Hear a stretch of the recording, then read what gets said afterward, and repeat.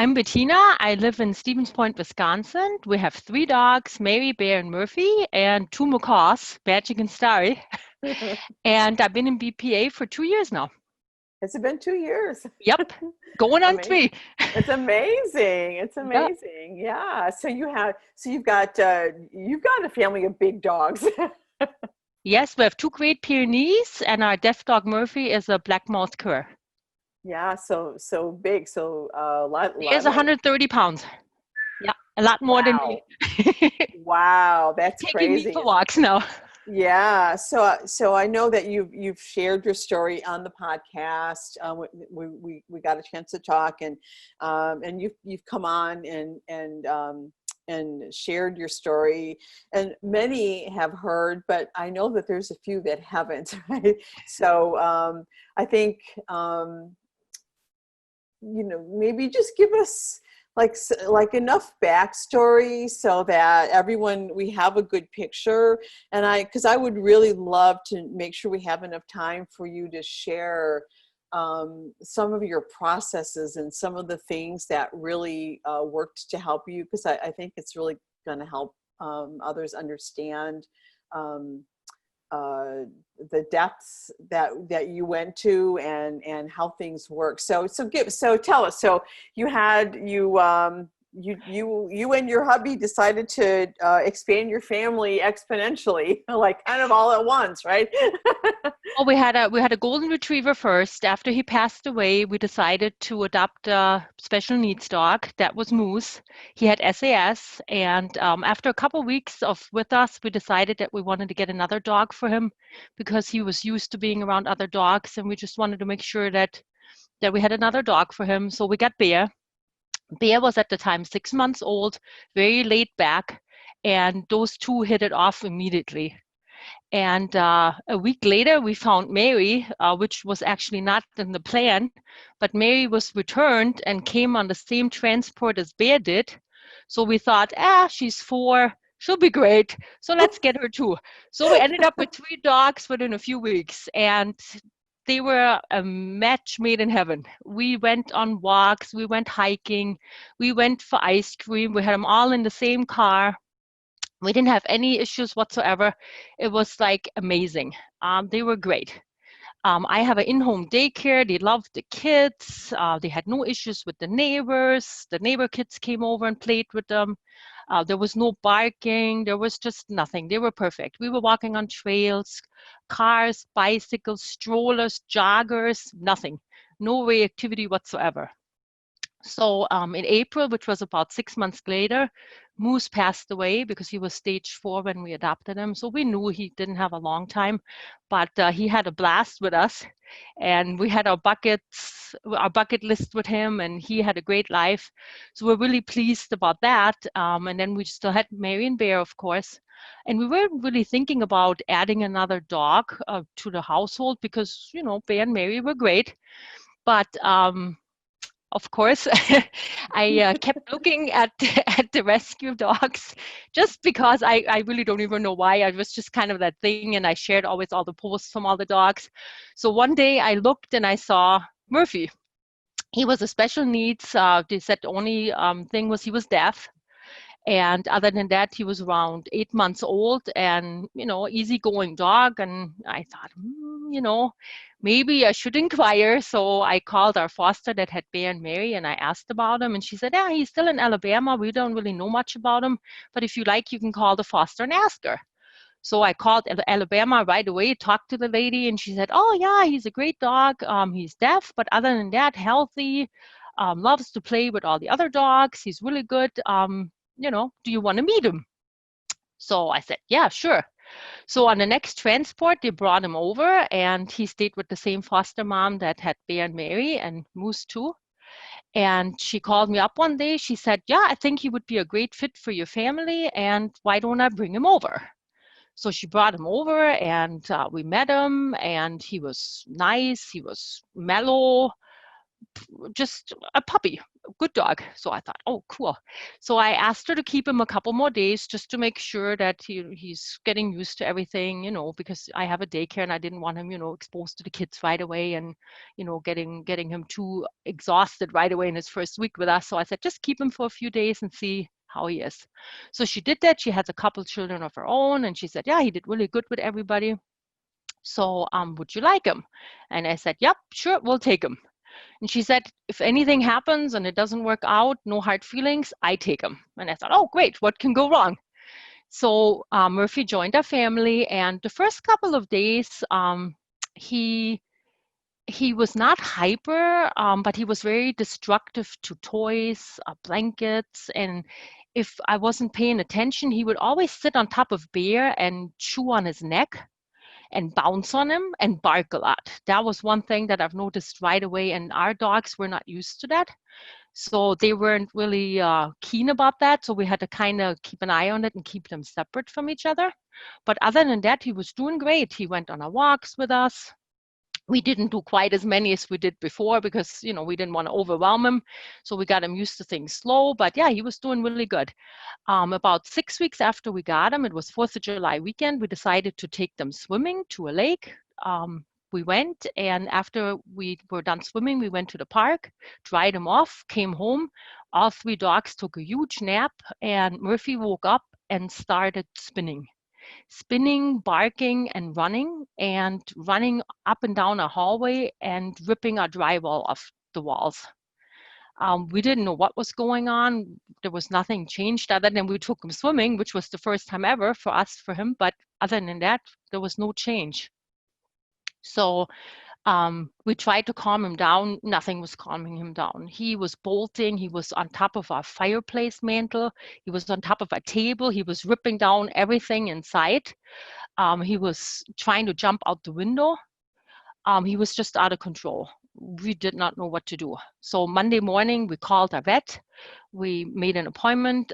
She saw him and she said, what did you do? And I said, well, the only thing we did is we took him swimming. 10 minutes, he had a blast, and we went to the park and went home. And she said, I think he is OCD. This is shadow chasing. And I'm like, wow, so what do we do? And she said, well, I'm going to recommend to you to see a behavioral specialist and medicate him because this is not good for him. You can't have him be like that. So I'm like, wow, I don't want to medicate him, but what other choice do I have? So I thought, well, maybe we'll give it a try for a few days and see if it helps him while we schedule an appointment with the behavioral specialist. So we put him on 2 different medicines, and on day 2, he became reactive. We could no longer open up the crate door. He would try to bite through the crate. He was barking even more, growling at us. We did not know what to do with him anymore. It's gotten way beyond what we were feeling comfortable with. We had to keep him totally separate from Bear and Mary and everybody else. We called the vet back right away and told them what happened. And she said, well, take him off the second medicine, keep him on the first medicine. And this evening, when you have your appointment with the behavioral specialist, see what she recommends. So she came that evening. And by the time she came, he wasn't even in his crate anymore. He was just spinning, running back and forth and scratching and biting and chewing. We couldn't put him on the leash either because he would bite right through the leash. We had a muzzle on him just to keep him calm, but that didn't help either. So she looked at him for 10 minutes and she said, return him. There's something not right with him. Return him. He's not gonna be fitting in your family. He's gonna mess up Bear and Mary. You have kids, you have a family, you have birds. It's not gonna work for you. So we were like, wow, what do we do? So we didn't want to go that route, but we really didn't have a lot of choices. So we decided to ask the foster that had him here in Wisconsin to take him and to take him to a behavioral specialist in her town and give him training, while our 2 dogs can go in training in our town, and to see how we can blend them together and see how we can work this out. So we did that. Murphy left a few days later to go with the trainer to the training facility. And we kept Bear and Mary with us, and we saw a local trainer, and we had him sign up in reactive class in private lessons. Murphy was still on that one medicine, but he wasn't calming down. He was not getting any better at all. So we were visiting him every other weekend and making sure that he still knows that we were his family, and the trainer was working hard with him. And she And did tell me, oh, go ahead. So and I was just wondering, so at that time, how, so were Bear and Mary, had their behavior changed as a result of Murphy's behavior at that point, or were they still pretty much their normal selves? okay, good that you mentioned that. Yes, I forgot to mention that. Yes, Bear and Mary were starting to get reactive. They were at a point where we couldn't walk them anymore. Just looking out the window, they were barking at everything that was going by. We couldn't take them anywhere. We couldn't go on any more walks. Cars, bikes, anything that they were okay in the past with was no longer okay for them. They were in constant stress, and so were we. We had barking at nighttime. Bear was up all night barking. Murphy barked all day. The birds were going crazy. Our whole household was upside down.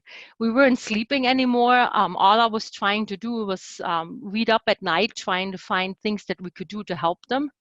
And the trainer that we hired locally, she was helping us with the diet, getting him off kibble, giving us lots of homeopathic ideas, giving them rescue remedy and CBD oil, doing a microbiome to see if the gut was not healthy. We did a fur analysis. We learned that Murphy was high toxicity. So we learned all that, but nobody really put it together for us of what can you do to help this guy and how can you get your other two dogs back to being calm. Now, what we did notice was after Murphy had left to the training, they actually calmed down rather quickly. So in the house, they were okay, but we still could not take them outside. The minute a car would zoom by, they were gone and barking and just pulling. Bear pulled me close to Christmas time in front of a car on one of our walks.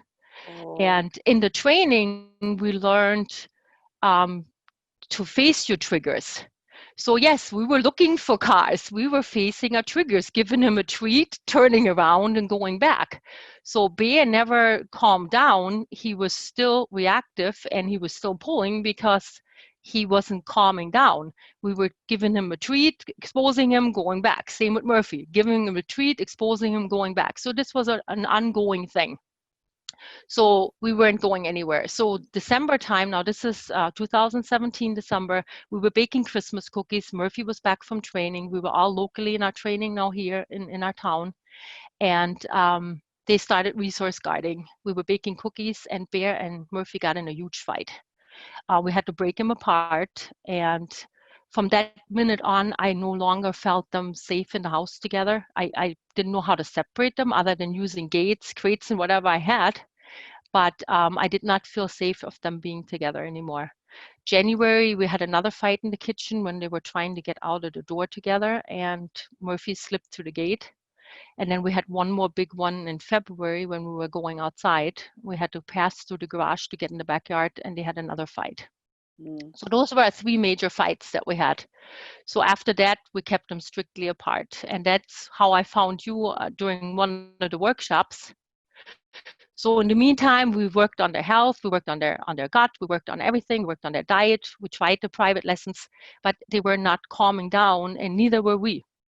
We were told what to do, but every time we did it, we were exposing them more and more, and our bucket was getting fuller and fuller, and the barking in the house, the reactivity gotten worse. So we were little prisoners in our own house. We could not go anywhere. wow. Yeah, so It was that was tough. that. That was a tough Yeah. 6 months. And we had Whew. many times where we were thinking that, what have we done? We didn't want to return Murphy, but we also didn't feel it was safe to have him in the house with our other two dogs. And we also didn't know what to do. So we were kind of stuck in the middle. Right. And then you felt guilty about Mhm. Yep, Bear and Mary yep, because they, yep, they didn't sign up for that. And right. Yeah, I So felt really yeah. guilty. I felt guilty, and we had a lot of complaints. Our neighbors were complaining, the dogs were barking all the time. Murphy had to be crated, which I didn't want to have a dog that has to be crated all the time. What life is that? We couldn't take him anywhere. We couldn't even take him to the vet. We had to have him in the UW Madison University to have him checked out because they wanted to make sure that there wasn't anything else going on with him. And we couldn't even do that because he was such a mess. They didn't want to touch him. Hmm. He was just snarling and barking and spinning. Wow. So yeah, it was really, really bad. Wow. Talk about a really difficult situation, and you're talking about dogs that are bigger than you, right? I mean, just to put it into perspective for our viewers, I mean, it was, I can't even imagine how hard that was for you, right? And so you decided, I don't, you decided to try partnership and jumped in Yep, we've and joined the they, workshop and we followed the safe, calm, and happy protocol. We stopped everything. We turned off all the lights because Murphy was shadow chasing. We kept all the curtains closed. We disconnected the phone. We disconnected the doorbell. Any noise, anything that could have set anybody off, we stopped cooking because just the plain cooking smell in the house made Murphy fly. wow. He was reactive to anything in his nose, anything, any movement, any light, anything. So you took, I mean, you had to take, well, you didn't have to, but you chose to take safe, calm, and happy to a pretty extreme Mhm, level because you knew you started to notice all the little small details that were filling up buckets, mhm, right? And because if obviously if Murphy was disturbed, then everyone was disturbed, right? mhm. You can't separate that because it Right. made you anxious and made whatever. And so you really started paying attention to all the small details Mhm. of what was upsetting to Murphy. And then you just did what you could do, either eliminate or minimize them. Yes, that's what we Right. did. Right. So we So did at that. this, so We did you that for were, a very short time. Actually, it actually went really quickly after that. Once we cut out everything, we stopped letting them out. We only took out one dog at a time on the leash, back in. We started working on our foundation, and within a few weeks, we noticed a huge change. They were back outside together. The resource guarding was almost gone. They were calmer. The barking was getting better, and slowly but surely things were moving along. wow. So there was a dramatic shift really quickly. And from your perspective, like looking back, do you think it was just because you so seriously committed to the safe, calm, and happy? Yes, the safe, calm, and happy was our lifesaver. I stick to that. To this day because we can walk Bear and Mary again everywhere. They find now they are trusting us. We are their loving leaders, and they totally cool with that. But Murphy still has issues. He still shadow chases and he still gets snappy at times. So for Murphy, the safe, calm, and happy protocol is the way to go. We're still not walking him. We found a park where we can let him run. It's a fenced-in area, and he's doing great there. But walks are still too difficult for him, so we Mhm. take each dog as an individual, and we do with each dog what they enjoy. We stopped making it all about all three dogs have to like the same thing, and that Right. was really a huge change for us with Yeah. the individual. So once you had that shift, now you can, like Bear and Mary are back to being more calm and relaxed. You can take them for their Mhm, excursions. They can ride in the car again without mhm. going ballistic. They're pretty calm in the house these days. Yes, yes, they can be outside with the neighbor kids playing outside. We have people coming over, no barking, no reactivity in the car. We're back on the trails. Not Mhm. a problem. They right back to where we used to be. Good. So tell us about Murphy. So he's it seems like, I mean, looking at your posts and the things, like it seems like his quality of life is really good. Yes, his quality of life is great. He no longer needs to be in the crate. He spends about 2 hours a day in the crate total, and that's his nap time. Some days when his anxiety is higher, I give him a little bit more. But other than that, he's on the couch. He's playing outside. The thing with him is you have to take it day by day, and you have to really pay attention to where his needs are because it's different all the time.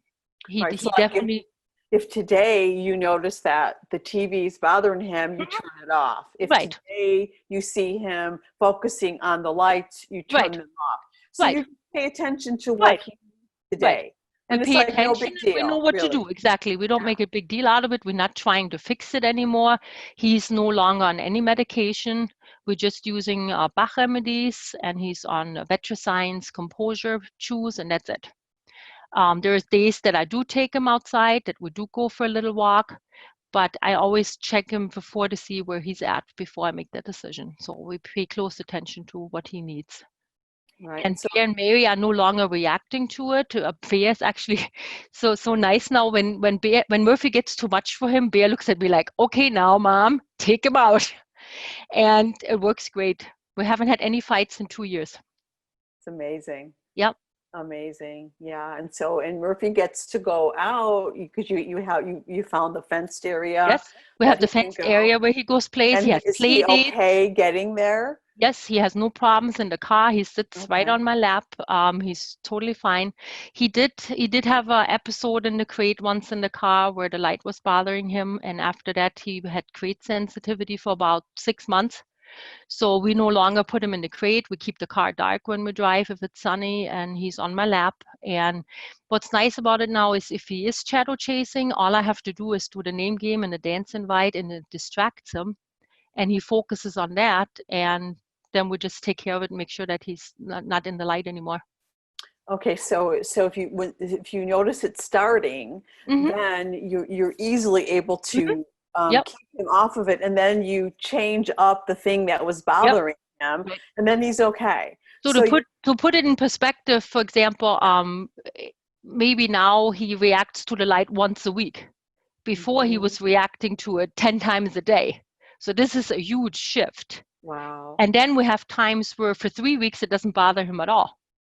And then there wow, might be a day where I have to be more careful, but you could tell. It's not an issue anymore where I think like, oh, what am I gonna do next? He's doing this, he's doing that. I know what to do.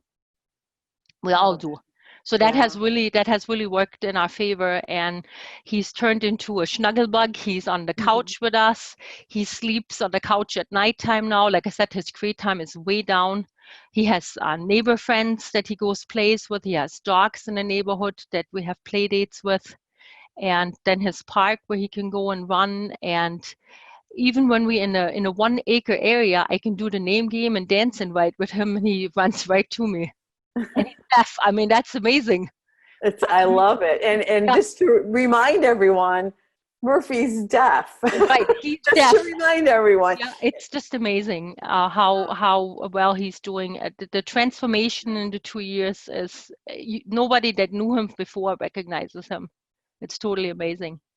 Well, yeah, Looking back, you're amazing, and your husband and all the things you've done. well, it Yeah, was your amazing program that made it that made it possible. Because without you, Murphy would not be here today. We were not able to keep him. It was not working for us, and it wasn't working for him. It wasn't fair to any of them to be like that. A right. dog should not be in the crate and left behind gates all the time. And we Yeah. were told that Murphy should not be with other dogs because of his resource guarding. So, and we did it.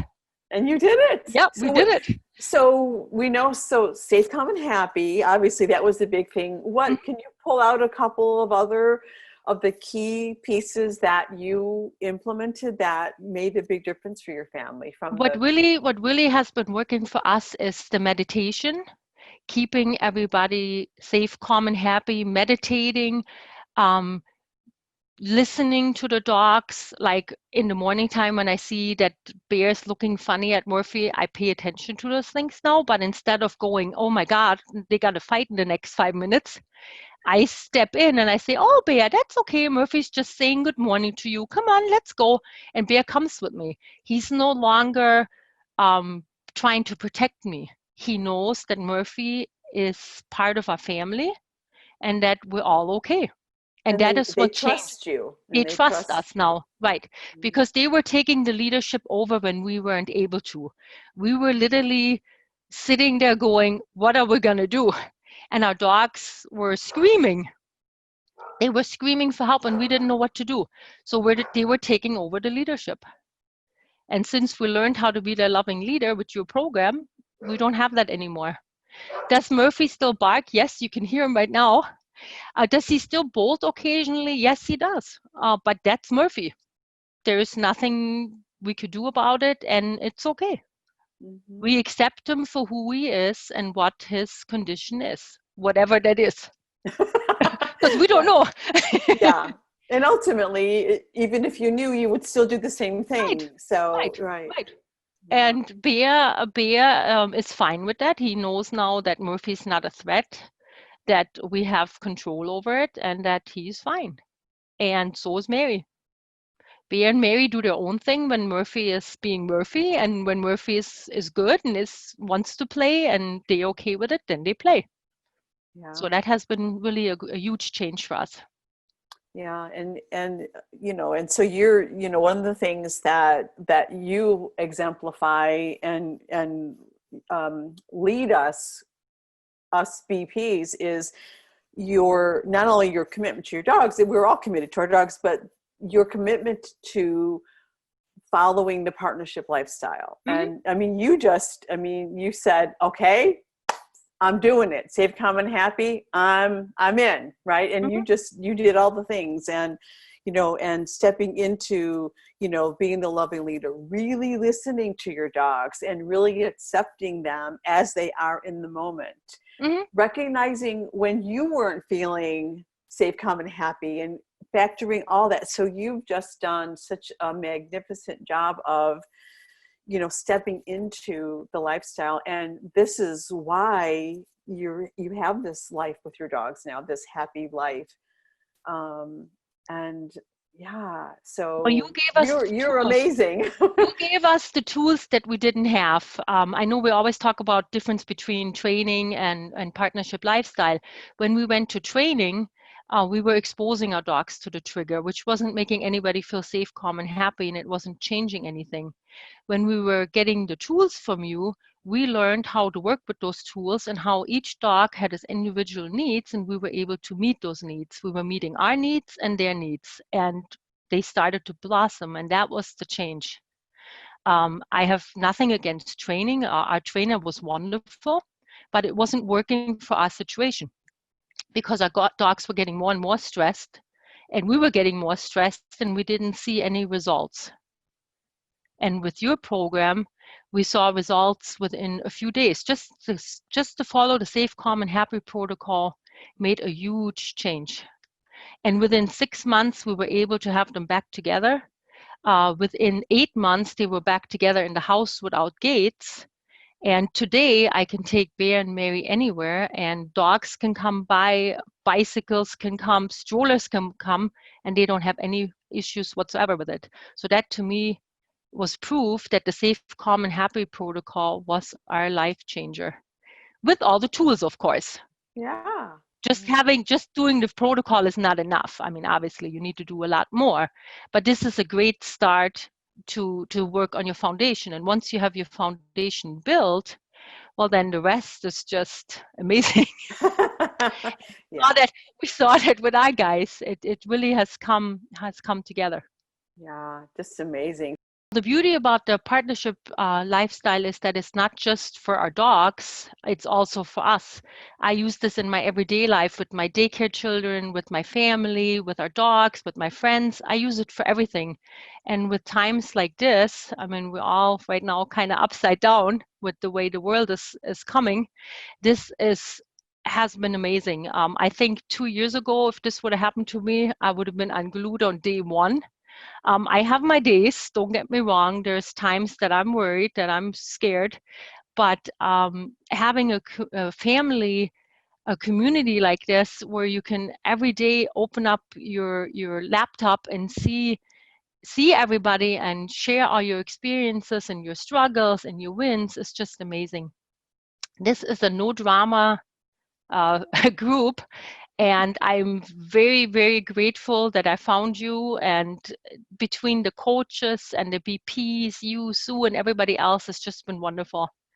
And I wouldn't want to miss it.